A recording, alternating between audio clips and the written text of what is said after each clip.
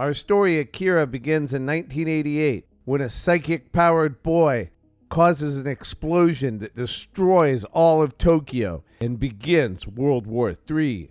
By 2019, the city is rebuilt and coined Neo-Tokyo.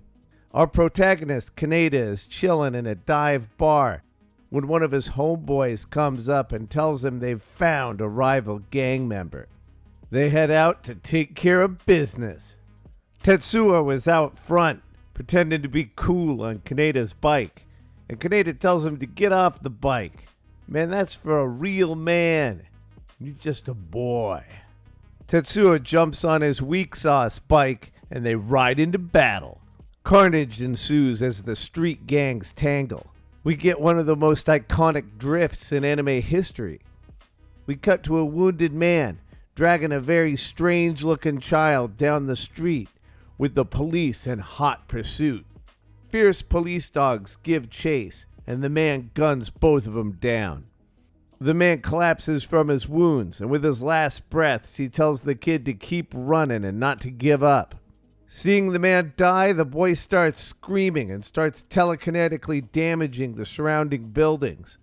We cut back to the gang fight, where Tetsuo forces one of his rivals to crash and then brains him with a hammer. Tetsuo careens into the strange kid, causing an explosion.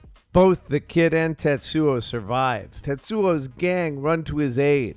Kaneda is tripping out on the weird kid. The military shows up and the strange kid makes a break for it. But another strange kid in a flying chair shows up and he's like, "Man, we're not allowed to be outside. You need to get back in this airship, boy." The strange kid surrenders, the boys are arrested, and Tetsuo is kidnapped by the military. Kaneda and his gang are interrogated by the police. Then the cops call your moms so you boys can go home. Then Kaneda starts checking out this girl. A crazy guy escapes the interrogation room. Then he pulls out a grenade, pulls the pin, hefts it above his head, and screams, "Viva the revolution!" Sadly, it turns out just to be a smoke bomb, and the army guys drag him back into the interrogation and lump him up pretty bad. During all that distraction, Kaneda takes the opportunity to make his move. Kaneda tells the policeman that the girl is part of his group, and the police are just tired of dealing with these rabble-rousers, so they tell him to go and take the girl with him. Once free of the police, Kaneda lays the Mac down, but the girl's not that interested, and once on the street, she heads off with purpose. We cut back to Tetsuo, and he's in a lab getting all kinds of tests. A mad scientist-looking dude says that Tetsuo's aura resampling is like nothing they've ever seen before because of his collision with number 26, which is that strange kid. The colonel asks the scientist to test Tetsuo's aura resampling against the Akira pattern. He does, and he says it could be helpful in solving the mystery of Akira. The scientist says he'll use the level 7 centrifuge to test it, and the colonel says, "All right, buddy, but if it gets out of control, you gotta shut it down." We cut back to the boys catching heat in high school. Their coach bitch slaps the crap out of them, and they walk away all butthurt and swollen. The group gets approached by a girl looking for Tetsuo. They tell her he's been taken by the army, which bums her out, and she walks off. Tetsuo escapes, finds the girl, and tells her they need to run away together. They steal Kaneda's bike and make a break for it, but the bike stops running. Worse yet, the clown gang shows up and punches Tetsuo's girlfriend right in the face. The gang pin him down and prepare to blow up Kaneda's bike. Luckily, the cavalry arrives, and Kaneda straight fly kicks this fool off of his bike, and then it gets crushed under a truck. Tetsuo beats the guy who hit his girlfriend to a bloody pulp, until finally Kaneda has to step in and say, "Hey bro, that's enough." Tetsuo's pissed. He tells Kaneda to step off, and he's tired of being treated like a loser. Tetsuo starts to get a headache and hallucinate, and he hears Akira, Akira, Akira over and over in his head. And then the pain gets so intense he starts to scream. The army locates him, sedates him, and bundles him up. The boys are just chilling out downtown when an explosion rocks a nearby building. Kaneda recognizes one of the people fleeing the building as the girl he met in the police station. She and a man are being chased by the police. The two split up in the underground tunnels, but the police are still in hot pursuit of her. She shoots at the cop, but is quickly cornered. Kaneda knocks one of the cops into the sewer, giving her the opportunity to shoot the other. Then they make their escape. Tetsuo wakes from a terrible nightmare, screaming Kaneda's name and psychically breaking the glass panel above him. Meanwhile, a strange girl child, number 25, is having the same dream, and she tells the colonel that in her dream, Akira was back, and that the whole city of Tokyo was being destroyed again because of a boy. The scientist says these are not just dreams, they're more like precognitions, and then they head to a giant cryo tank under the ground. The girl from the police station, whose name's Kei, takes Kaneda to their secret hideout. Then her paranoid friends catch him listening in on their secret conversation. He tells them that the new test subject is his friend Tetsuo and he's worried about him, and that's why he's listening in. Later they decide Kaneda might be useful because he's such good friends with Tetsuo. We pan to a doomsday cult foretelling the second coming of Akira, but the military show up and shut him down. We cut to a meeting of government officials who are talking about what to do about all the activists and whether or not they should fund the experiments on number 25. We cut back to Tetsuo and he's just having crazy hallucinations about teddy bears and frogs and everything's covered in milk. It's pretty intense. Some hospital staff approach Tetsuo and he decimates them all in the hallway. Kaneda and company are sneaking into the government facility through the sewers when they are spotted by a guard in a flying motorcycle. The guard sends for backup. Kei manages to shoot down one of the motorcycles, but then loses her gun in the water.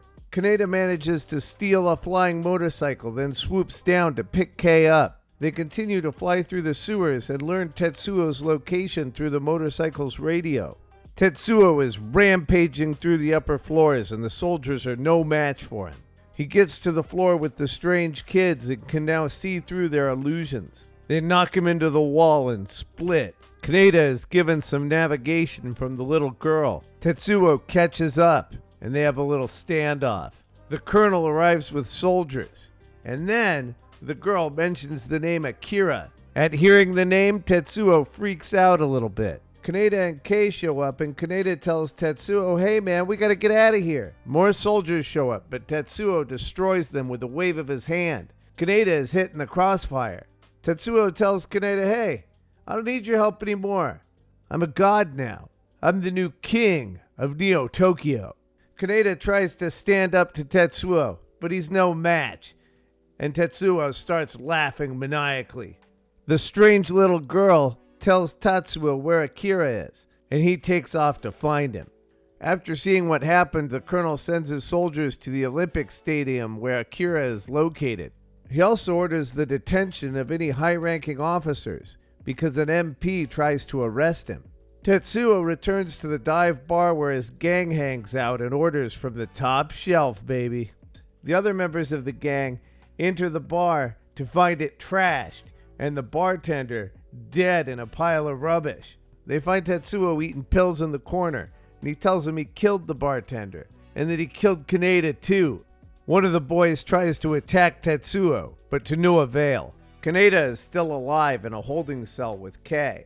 Kei gives Kaneda a little history lesson about Akira. Akira was an orphan child raised by the military in their PSYOPs program. His powers became too strong and he couldn't contain them, so he ended up blowing up Tokyo and starting World War III. The little girl possesses Kei and opens up their jail cell. We see the military and the police rolling up on the bar where Tetsuo was.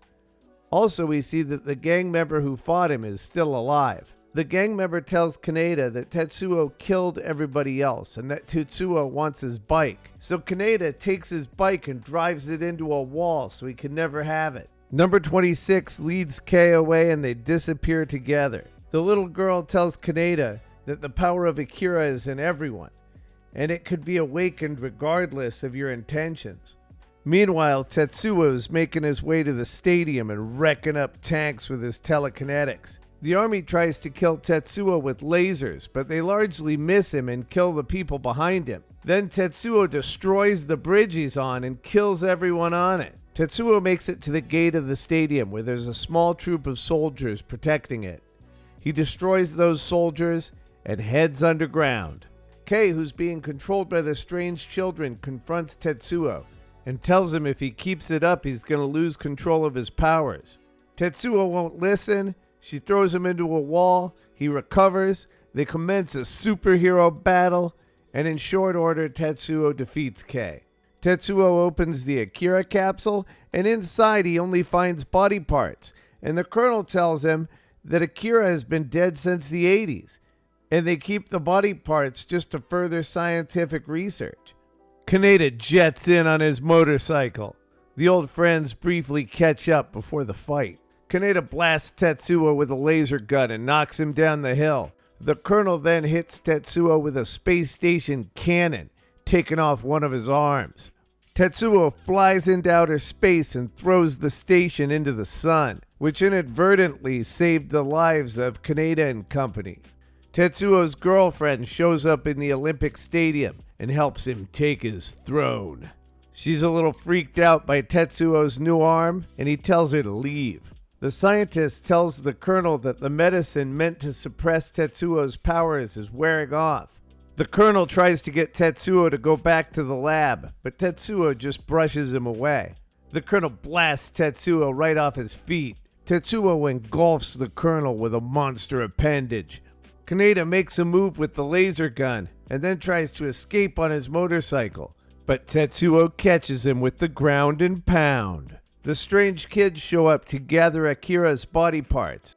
Tetsuo loses control and begins to mutate exponentially, trapping Kaneda and his girlfriend inside his mass. Tetsuo's girlfriend gets crushed in a pressure pocket.